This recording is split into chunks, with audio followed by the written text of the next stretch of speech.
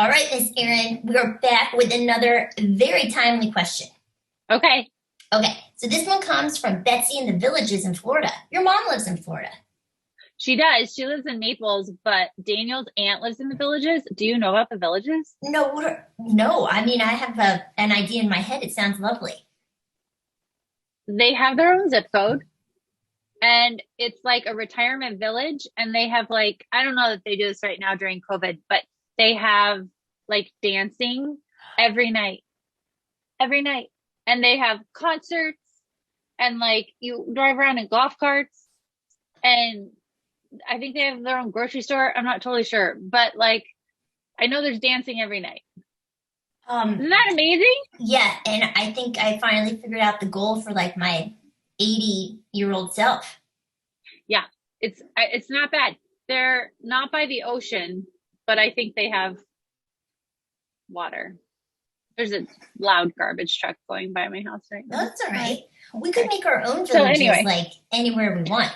we could. I mean, we could do our own villages with our own dancing and our own singing and performance opportunity for retirees. I'm down. I'm down. I'm ready for it.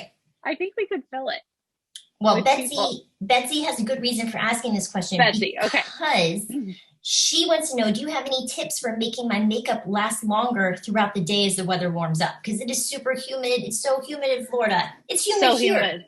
Yeah. Yeah. Okay. So I have a few thoughts. They're not terribly organized, but here we go. Primer is number one. I think eye primer is going to make your eyeshadow stay longer. The right eye primer, you have to kiss a lot of frogs before you find the right one. We're reformulating ours, so I'll get back to you on that. Face primer, same story. I find for me, this is me personally, if primer doesn't have a silicone in it or something that acts a lot like silicone, it's not going to work in a longevity kind of a thing. So meaning, think about a wall.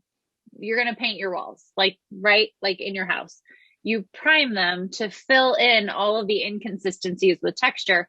So when you paint, everything lays really nicely. So that's one benefit to primer that's really good with silicone. The other benefit to primer is it creates a barrier between your skin and the product on top, right? So they can't touch each other as quickly because they have this silicone layer in between them. Dimethicone is probably the cleanest silicone. Silicone isn't like a clean ingredient by any stretch, but dimethicone seems to have the least harmful impact on people and on the planet. So I would look for one with that. If you're interested in that, that will help you. Another thing that is mandatory is powder. And I think we hear the word powder and dry people hear the word powder and they're like, absolutely not. I'm going to look caked. I'm going to look like my grandma. It's going to be creasy. I don't want it. If you choose a talc-free setting powder or a talc-free pressed powder, talc is the thing that makes us look dry. And so if we take talc out, because it soaks up wet stuff, it works. Do you know what I mean? But if you're not totally soaking it up, it just kind of sits there and looks what we think of as cakey, powdery. So, but what that's going to do is absorb the oil and also I use the word cement and it's a terrible word, but it's true.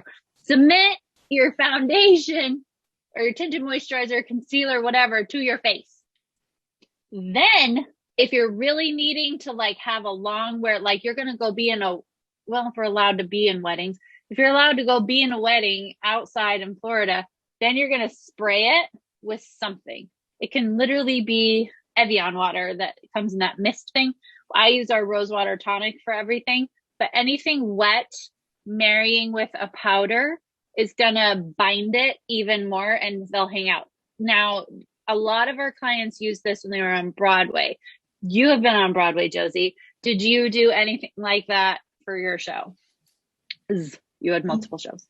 No, no, Okay. I didn't. I wish I would have because I was going to ask you this because I used to use this primer that it just occurred to me it must have been absolutely silicone based, but I Yeah. didn't like to wear it in the summer because it's like my sweat couldn't Well, escape out of my yeah. pores.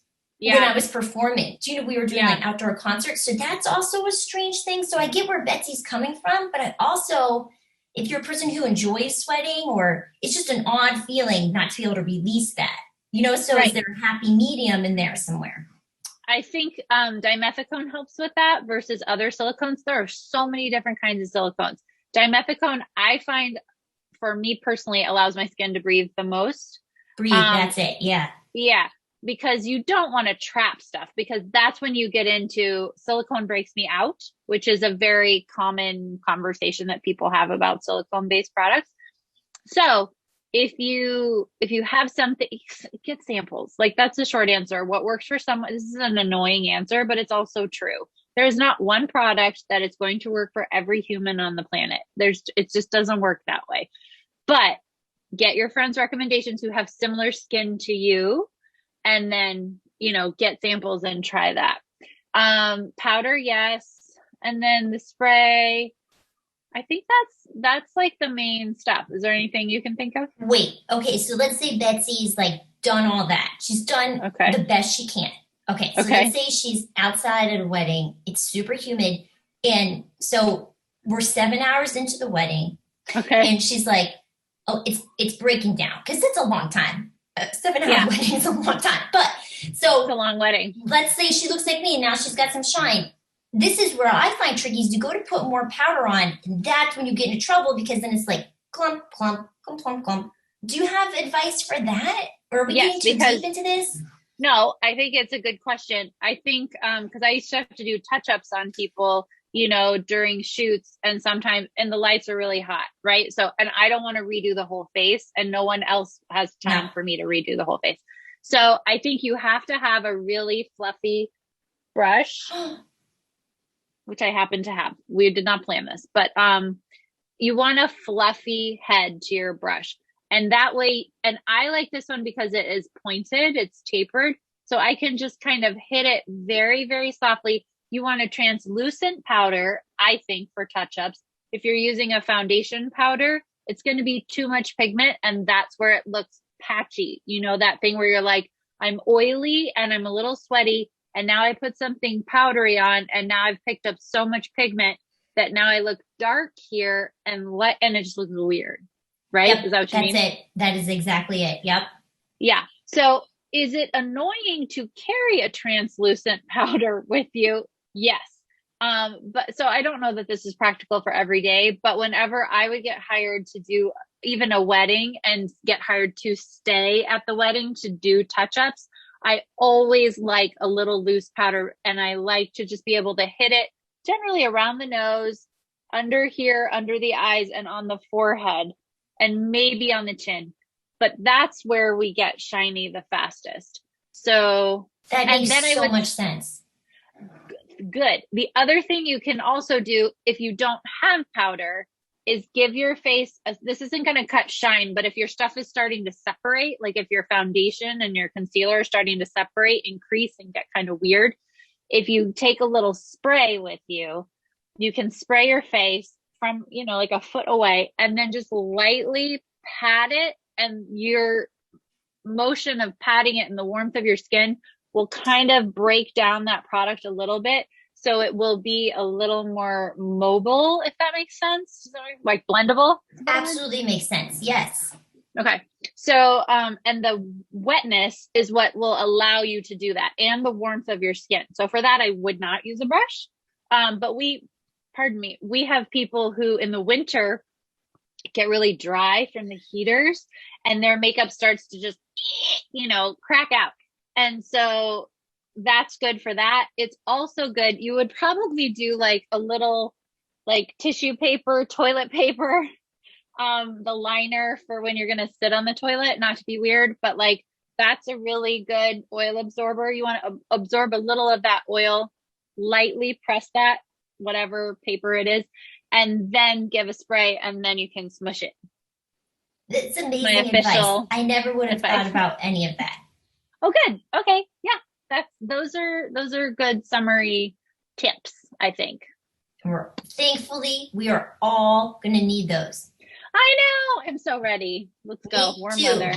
Betsy, go keep your face non-shiny. Go dance. Yes, Dance at the dance for villages. 7 hours. 7 hours. I want to hear about it. Thank you, Miss Erin, as always, for your amazing advice. That's very nice. Thank you, Josey. Everybody stay safe. We'll see you again soon. Bye.